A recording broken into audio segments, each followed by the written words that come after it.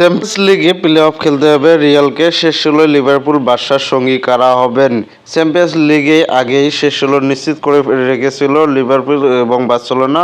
অপেক্ষা ছিল শেষ ১৬ এই দুই দলের প্রতিপক্ষ কোন ৬ দল সরাসরি উত্তীর্ণ হয় সেটা দেখার। সেই তালিকায় আজ অবশ্য সামান্যই অদলবদল হয়েছে, তবে চ্যাম্পিয়ন্স লিগের রাজা খ্যাত রিয়াল মাদ্রিদ জায়গা করে নিতে পারেনি সেরা আটে। বাদ পড়ার অপেক্ষায় থাকা সিটি নাটকীয়ভাবে ঘুরে দাঁড়িয়ে বাঁচিয়ে রেখেছে চ্যাম্পিয়ন্স লিগের স্বপ্ন।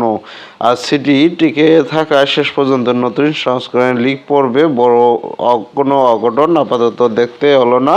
তবে শেষ ১৬ যাওয়ার আগে নকআউটে ঠিক দেখা মিলতে পারে নক্ষত্র পতনের। লিগ পর্বের শেষ টানা ৬ ম্যাচ জয়ের পর হেরে গেছে লিভারপুল, কিন্তু পিএসভির বিপক্ষে এই হার লিভারপুলকে শীর্ষ স্থান থেকে সরাতে পারেনি। লিভারপুলের শীর্ষস্থান হারাতে হলে আজ আটলান্টার বিপক্ষে জিততে হতো বার্সেলোনাকে।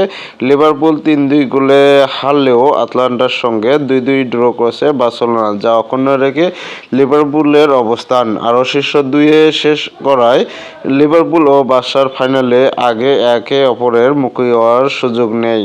প্লে অফ নিশ্চিতে সবচেয়ে বেশি সংগ্রাম করতে হয়েছে ম্যানচেস্টার সিটিকে।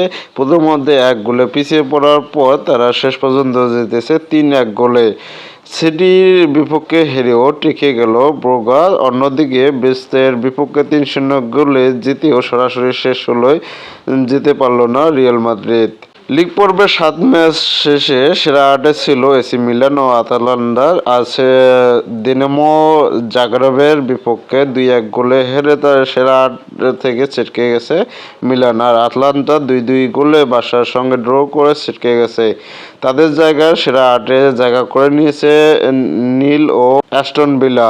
ফরাসি ক্লাব নীল শেষ ম্যাচে ফেডোইনকে উড়িয়ে দিয়েছে ৬-১ গোলের ব্যবধানে, আর অ্যাস্টন ভিলা ৪-২ গোলে হারিয়েছে সেল্টিককে। এই দুই পরিবর্তন ছাড়া বাকি দলগুলো আগের মতোই সেরা আটে রয়েছে। এখন অপেক্ষা করতে হচ্ছে নকআউটে। হেরে অবশ্য প্লে অফ খেলার সুযোগ পেয়েছে ব্রেস্ট, তারা আছে ১৮ নম্বরে। তবে আগের রাউন্ডে সেরা ২৪-এ থাকা স্টুটগার্ট বিদায় নিয়েছে চ্যাম্পিয়ন্স লিগ থেকে, তাদের জায়গা নিয়েছে ম্যান সিটি।